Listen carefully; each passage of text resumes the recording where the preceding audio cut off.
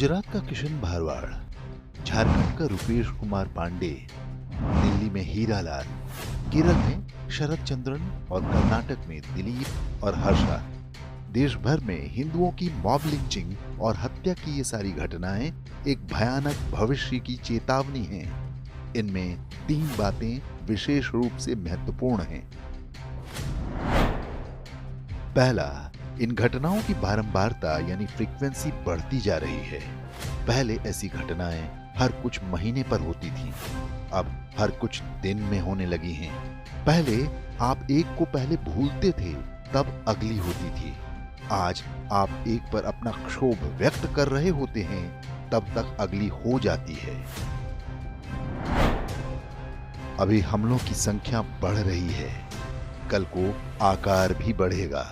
जो हत्याएं आज हर कुछ दिन पर हो रही हैं, वे हर रोज कई होंगी और फिर एक दिन बहुत सारी होंगी। ठीक वैसे ही जैसा डायरेक्ट एक्शन डे को हुआ था, यानी हम उनके नियत डी डे के निकट और निकट पहुंच रहे हैं। हमारे इतिहास में ऐसा कई बार हो चुका है, लेकिन हमने या तो अपने इतिहास को भुला दिया या हमें वो इतिहास बताया ही नहीं गया।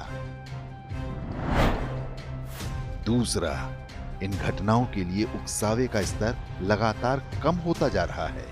इसके लिए किसी को कमलेश तिवारी की तरह नेशनल नेटवर्क पर कुछ बोलना जरूरी नहीं रह गया।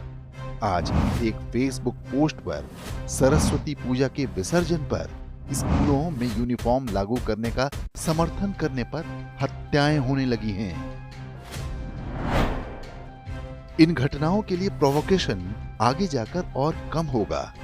आप उनसे जरा सी भी असहमति व्यक्त करेंगे, यहां तक कि सिर्फ मन में असहमति रखेंगे, तो भी उनके निशाने पर आ जाएंगे। इसके बाद शुरू होगा अगला चरण,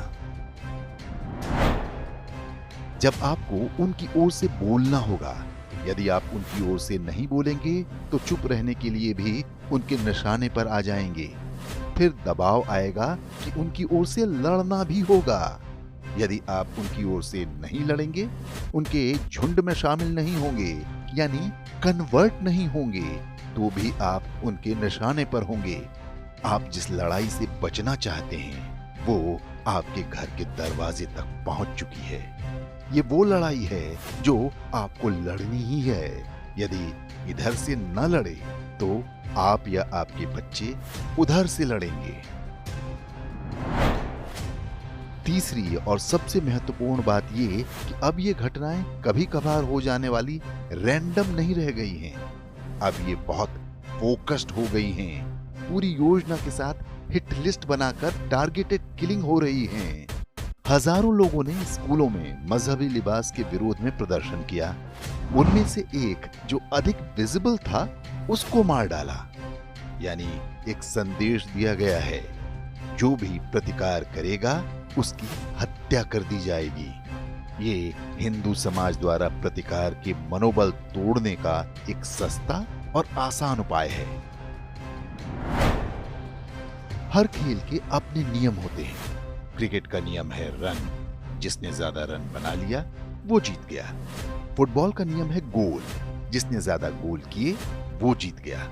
आपकी ड्रिबलिंग स्किल, आपकी स्क्वायर कट की टेक्निक मायने नहीं रखती। हम युद्ध में हैं। दुर्भाग्य से हमारा जस्टिस फॉर हर्षा कहना हमें युद्ध नहीं जिता सकता। फिर भी हमारे मन मस्तिष्क में पल रहा क्रोध महत्वपूर्ण है।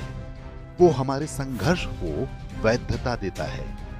जो तटस्थ हैं, निरपेक्ष हैं, उन्हें शत्रुबोध कराता है। फिर भी मात्र इस भरोसे युद्ध नहीं जीत सकते। युद्ध का नियम है हिंसा। यहां जो अधिक हिंसा करने में सक्षम होता है, वही जीतता है।